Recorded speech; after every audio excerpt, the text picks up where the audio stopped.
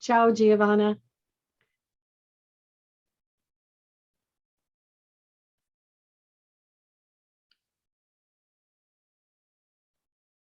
We'll give her welcome. I'd like to thank you for taking time to join us today. And I'm excited to introduce our speaker is Audrey Warrington, and she is a graduate student in counseling, clinical counseling department at Emporia State University. And she has been working alongside us this year as our graduate assistant. So the topic today is more of the American University experience of belonging.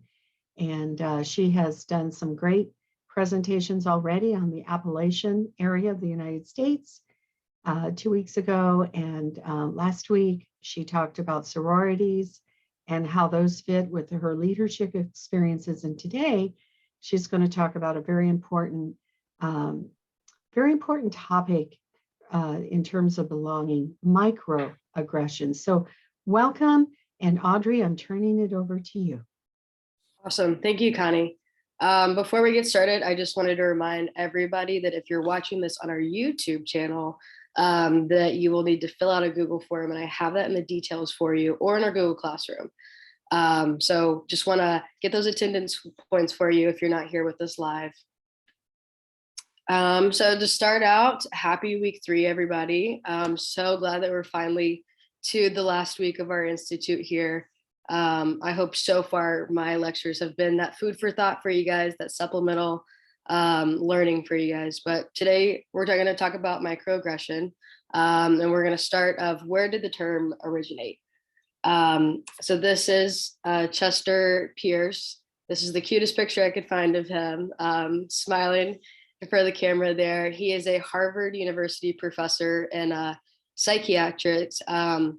So that's pretty much the psychologist, but they can actually prescribe medicine and drugs and what have you. The term was coined around the 1970s. That was kind of around the civil rights movement here in the United States. And he was just kind of describing the moments and what he felt was happening on campus. And so that's where that term was originated. Now I'm going to put a definition for you guys on it. Racial microaggression is a brief and commonplace daily verbal, behavioral, environmental integrities, whether it is intentional or maybe non-intentional, that communicate hostile, derogatory, maybe negative slights and insults towards people of color. The perpetrators of microaggression are often unaware that they engage in such communication when they interact with these racial or ethnic minorities. So that's what makes it so hard for us to kind of identify it sometimes. The biggest thing in this definition that I have for you guys on the screen is indirect, subtle, and unintentional discrimination. And also, I just wanted to point out that if you guys have any questions about what in the world I'm talking about, please stick it in the chat or unmute yourself at any point. But some other words, synonyms that kind of helped me kind of break this down for you guys, that if your microaggression is a big word and maybe you haven't heard it before, you would at least have heard some of these before. So insult, slur, abuse, disrespect, belittlement, a put down, a backhanded compliment, just straight up not a compliment, aggression, an unpleasantry, or a roast is what Gen Z, my generation, would probably call it. So now through these examples I'm going to kind of get into here, and scenarios that I'm going to talk about, I want you guys to all be thinking of maybe a time in your life where you experienced microaggression.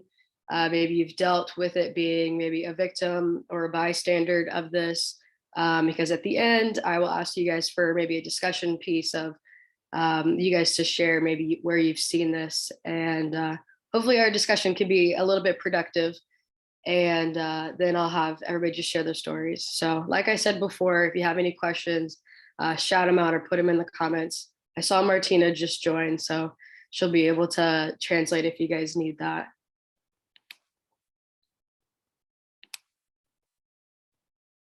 Okay, let's see. So who suffers from it? Who's affected by this? You can see with this picture that I have on here, everyone, a lot of people.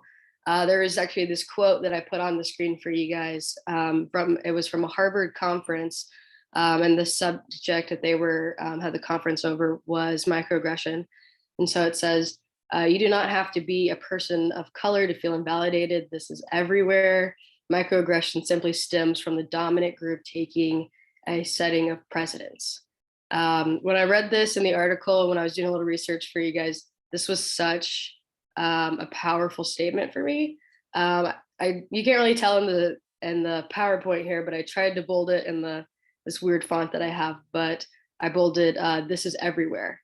And it is about a dominant group taking precedence over another one. It also kind of hurt my heart a little bit that this feels like such an unknown, untalked about topic in the world, or at least in the United States, if you're not in these groups, in these conferences. And then it affects every person if you're not the dominant race, culture, gender, social status, and this that is being dominated at this point in time. I told you guys before that one of my professors in the clinical psychology program that I'm in just recently did a presentation over microaggression. So I was able to stick a couple of his thoughts in there. And the one that kind of relates to this slide is he said, people of color can't commit microaggression. And I thought that was interesting. He said that it is actually just expression of implicit bias. And so that's kind of like a stereotype that people put on each other. But implicit bias can also just be as hurtful as microaggression towards other groups. I just thought that was interesting that he said that. I might be out of order a little bit. I had another, here we go. Okay. This was another thing that he talked about that kind of broke down microaggression for all of us in our class, the 3 different types of microaggression.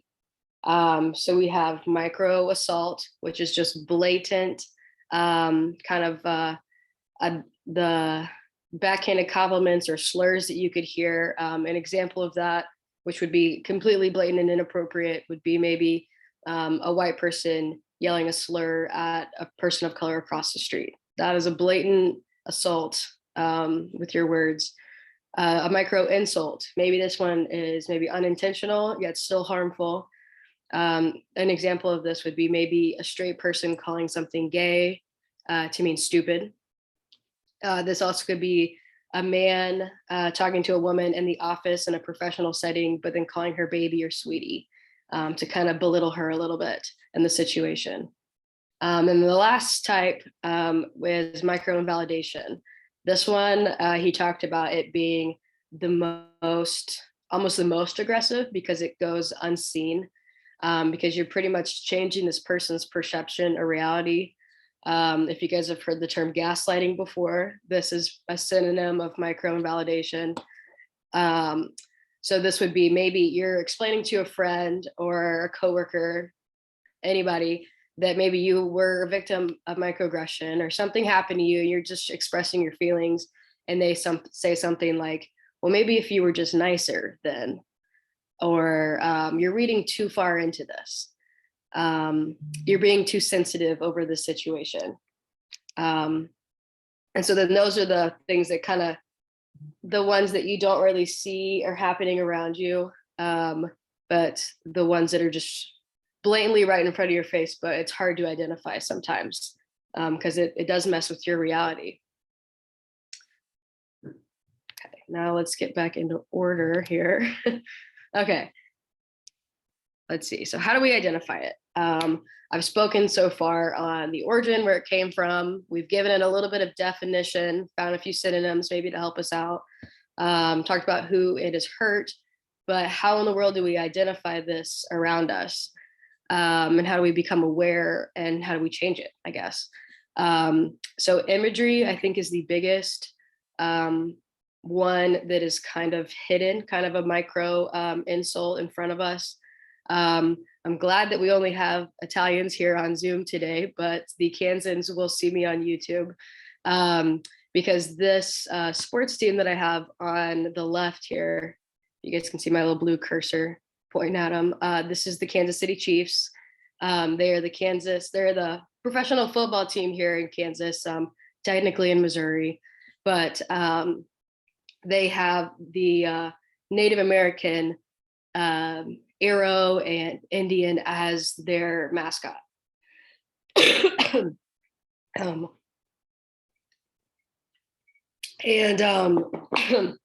Sorry, I'm getting over a cold here. But it is almost an unintentional micro insult to be representing someone's culture when through a sports team, and I don't want to say an ugly way.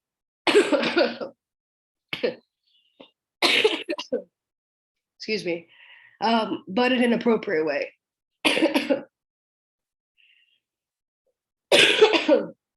Ooh, I'm sorry. Ooh. We're having, I'll go ahead while you take a drink there, Audrey, and say that we're having snowy weather here in Kansas again.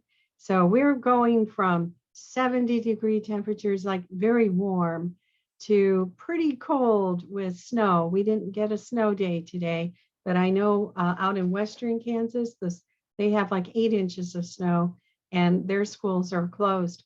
Audrey, I'm going to jump in if it's okay with you and just talk about a couple of ways. And Joyce and Martina, maybe you can jump in too.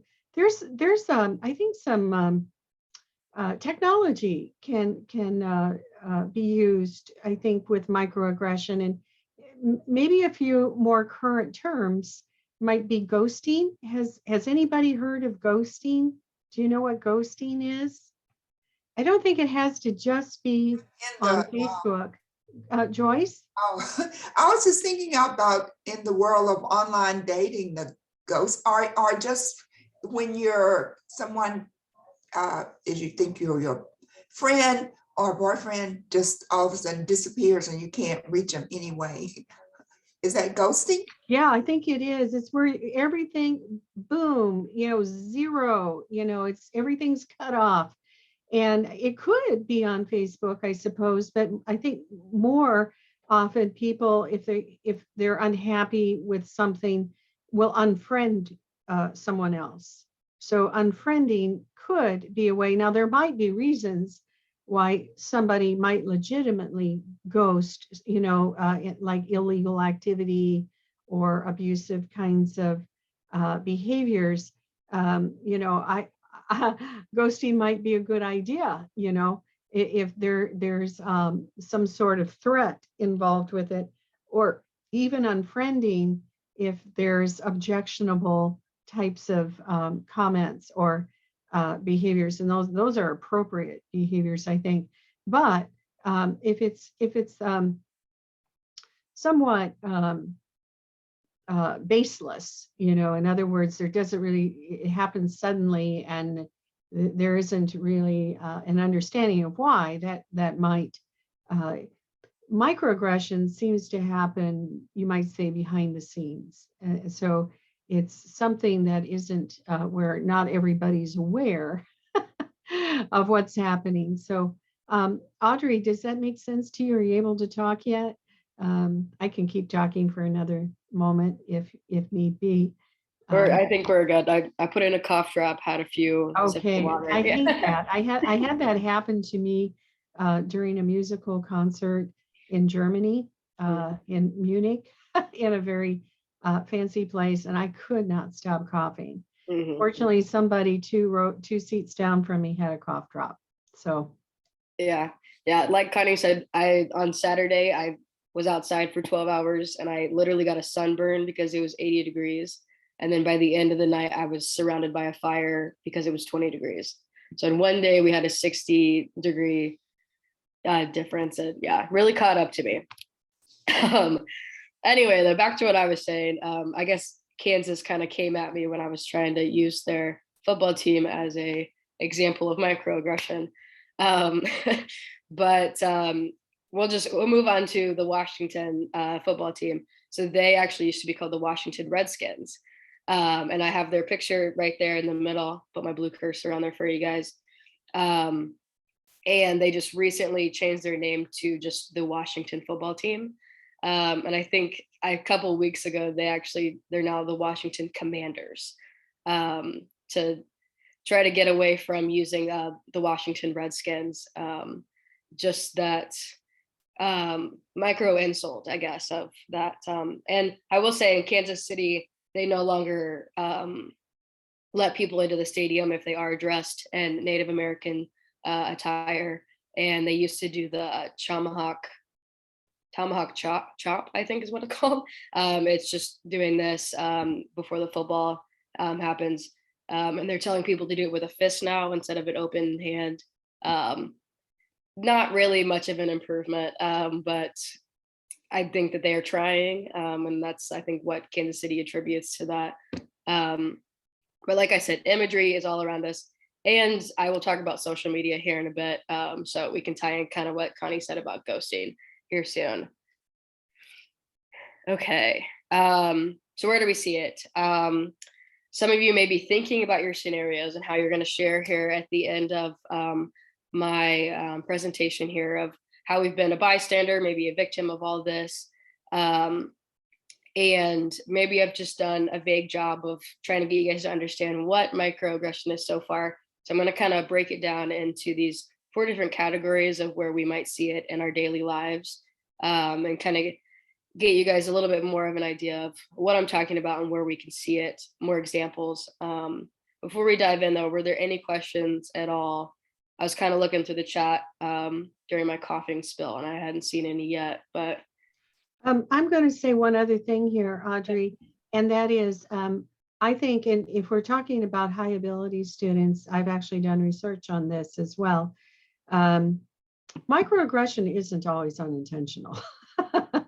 Sometimes it's just sort of the sneaky way or in a very intentional way of doing things. It can be unintentional, either through ignorance or I don't know, maybe insensitivities, or, just lack of awareness of somebody else's feelings for whatever reason. So I fully agree that, but it doesn't stop it from being microaggression. And more to the point, sometimes it can be actively used in a way that is extremely harmful, intentional, and duplicitous. So that's kind of a mouthful.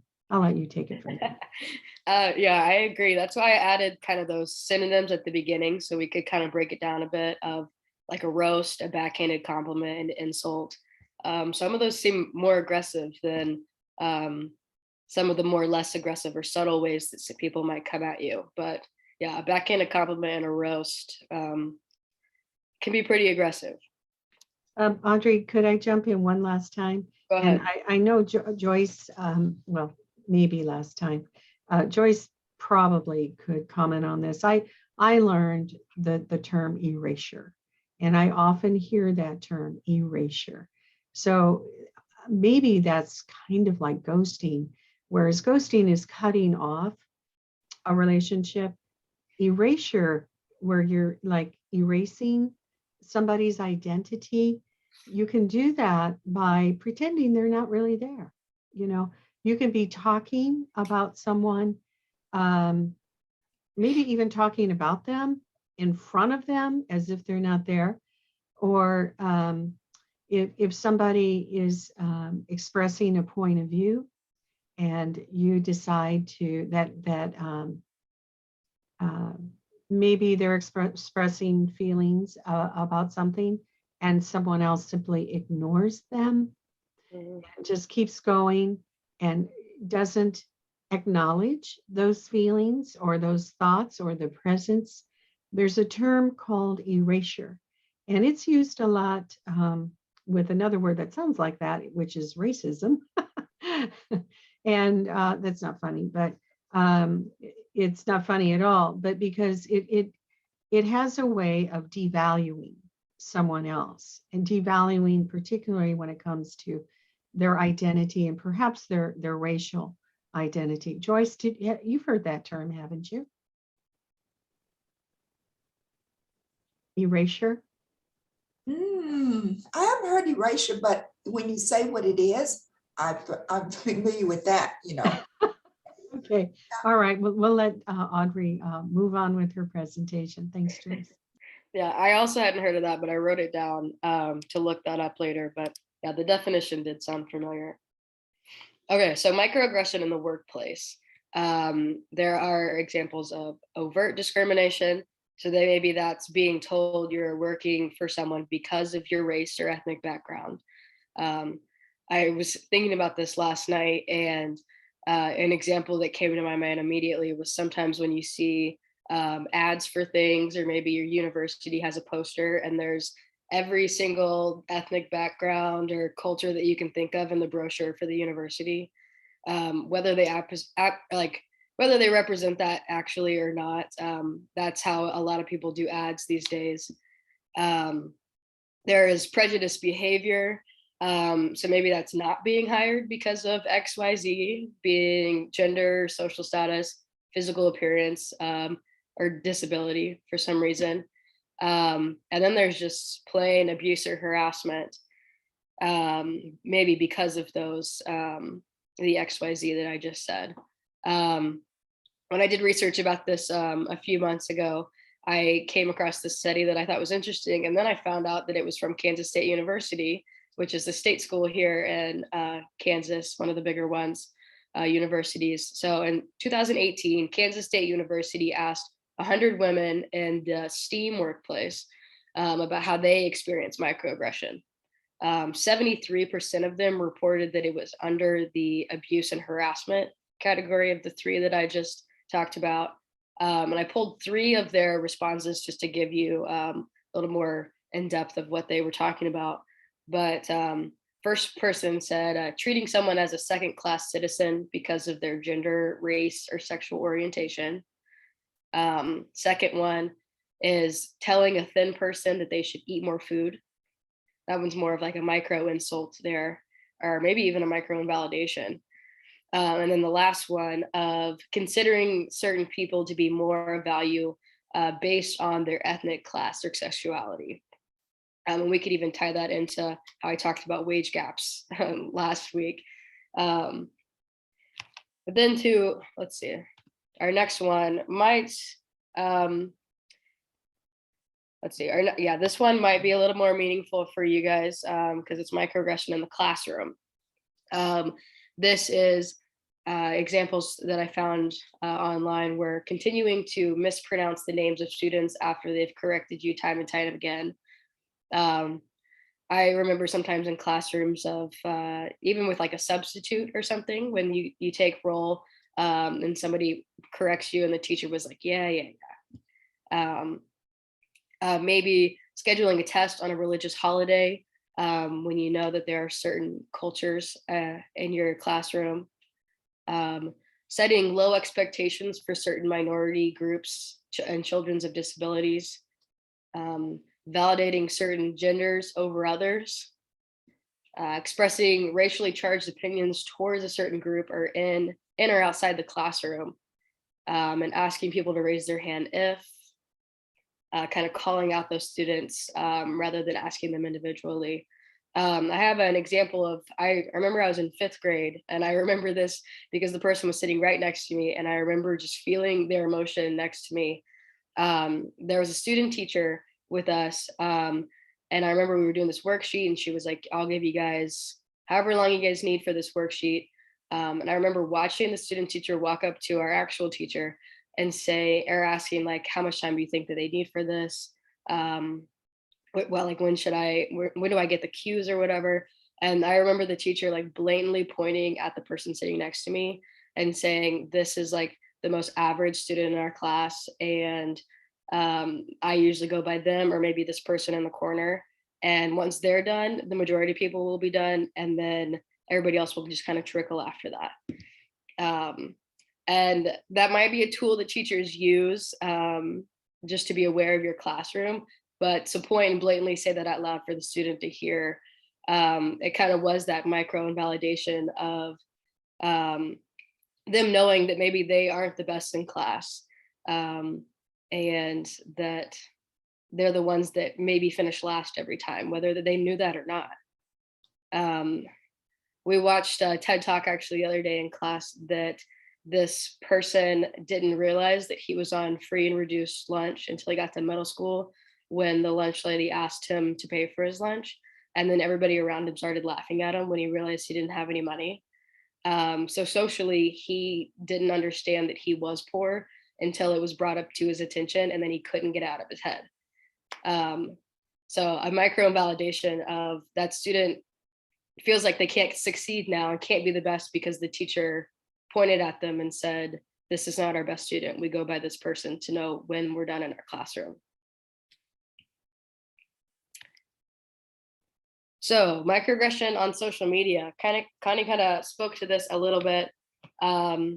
What I will say about it is that while ghosting could be another one, I think a coined term that we've heard a lot once we all kind of got into the internet and into social media and stuff would be cyberbullying, because people do hide behind their screens to say, do, and attack any other party.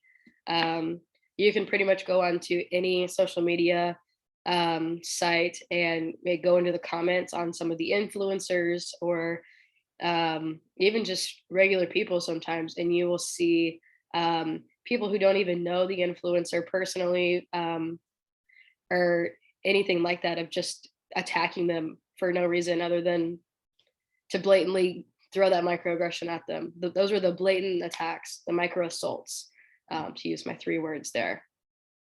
And then the other example I have from media was I watched this movie for you guys so that I could get a little, again, I was doing a little research about media. I watched this movie called Get Out, 2017 film, horror thriller. It was a very disturbing film that was about racism. And when I first started watching this, I was so like wrapped around that they were blatantly being racist in this film that it didn't even occur to me that some of these things that they were saying were microaggressions, because it was just so in your face, some of the examples that they were saying. And then to spoil it for you guys, because I don't know if you want to watch it or not, it gets weird with voodoo magic towards the end. But I have some examples that I pulled from the movie that are examples of microaggression to show you guys. So the first one, I guess to set the scene a little bit, this girl is bringing her boyfriend home for the first time, and it is a white family who is from the South and lives on a plantation, in a plantation house. And so she and her boyfriend is Black. And so she's called her mom and dad and said, hey, mom and dad, my Black boyfriend will be coming home with me this weekend. Just wanted to let you know so you didn't freak out. So then the dad says to the boyfriend once they get there, he says, so what's the African-American experience like? And later in the film, the dad, these are all to the dad, to the boyfriend. Later in the film, the dad says, I would have voted for Obama for a 3rd term if I could. And then the last one, do you smoke?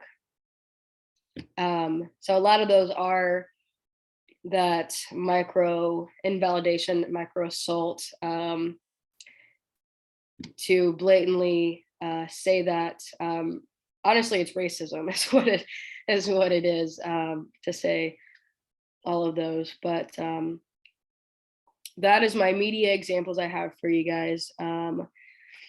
Next, I will ask you guys if you have any questions, and then we'll kind of go into the scenarios that maybe I have, maybe it's ones that you guys would like to share. But Yeah. Gee, does anybody have any questions before anybody might share some of their experiences or not? I'll look through the chat real quick.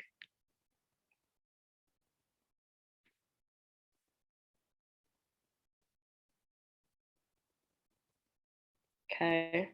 Looks like just Martina. So Audrey, could you explain the one, do you smoke question? Why would that be? yeah, so a lot of I was reading on line for that one as well, for these examples, but it's kind of a micro insult with saying, or a stereotype of him thinking that African Americans or POC, people of color, like do drugs, or they're always in jail, or things like that. So he was like, so do you smoke? Also, it's not regular smoking, it's like smoking Yeah, like marijuana. weed, yeah, Okay. yeah. Just assuming that since he's from that, but the stereotypes that, yeah.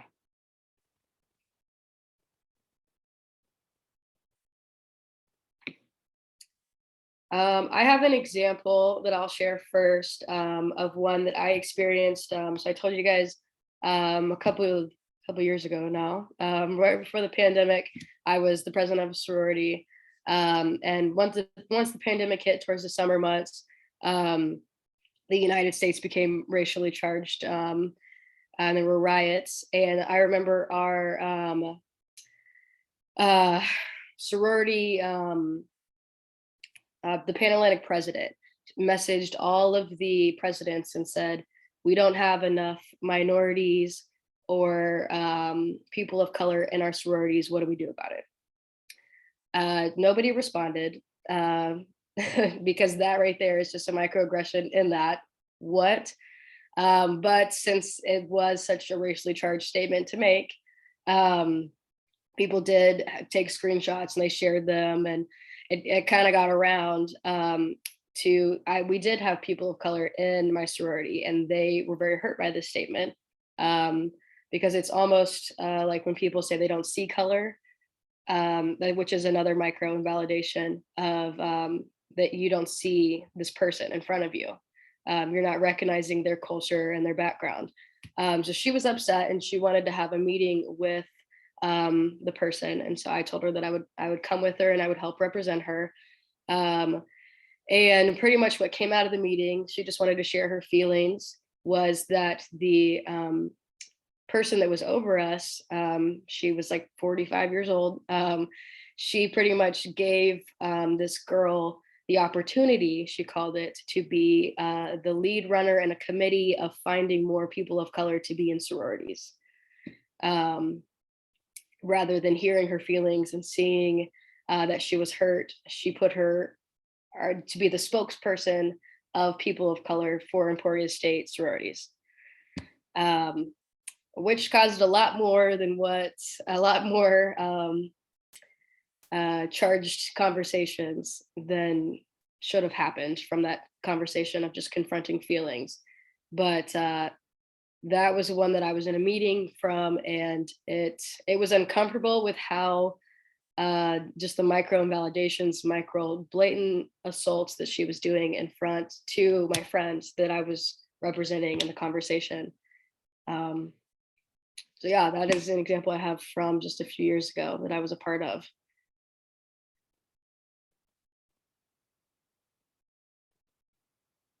Well, has anything changed since then? That lady doesn't work at Emporia State anymore. So at least she's gone. I know sorority life is kind of down at Emporia State, so I'm not really sure. That girl did stay in the sorority.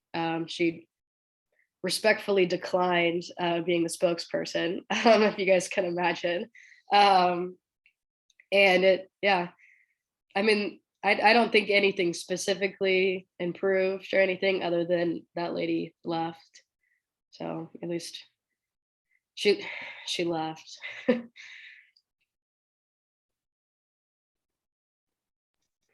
I think some ages, developmentally might lend themselves to microaggression, maybe it's because of immaturity. I'm thinking maybe of early adolescence, where individuals are maturing and maybe learning how to interact. And I'm glad that we have these conversations and we have more of an awareness than we did. But I can remember my junior high school days, and very vividly. And there's one incident that really stands out to me. You know, when you're a junior high kid, you can maybe date a little bit or have a boyfriend or a girlfriend. And I sort of had a boyfriend. I mean, you sort of have boyfriends or girlfriends, you know, and I sort of had one. And what I didn't know is that this boyfriend somehow, through some connection, linked me with somebody who was not socially acceptable in my little group. And so one day, I sat at lunch with the same group of girls every day, and it was clear that they weren't talking to me. And I didn't know why, you know, so it was sort of like this ghosting or erasure or whatever.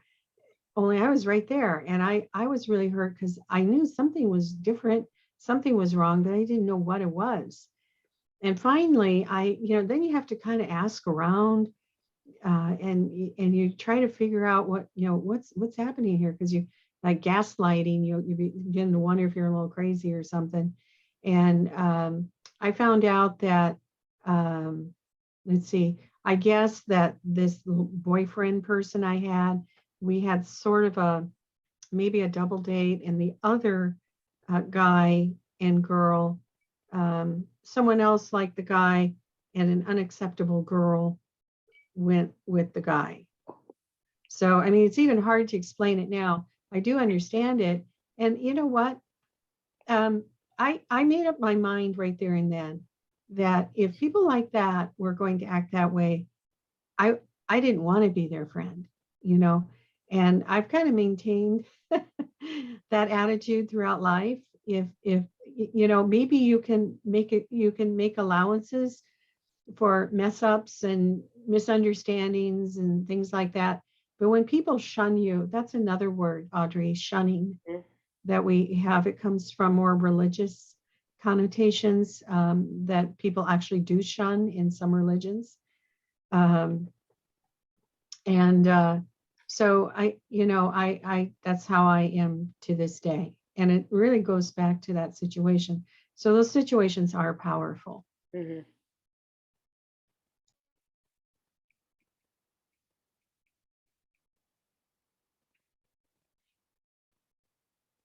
Does anybody else feel comfortable sharing an experience like that?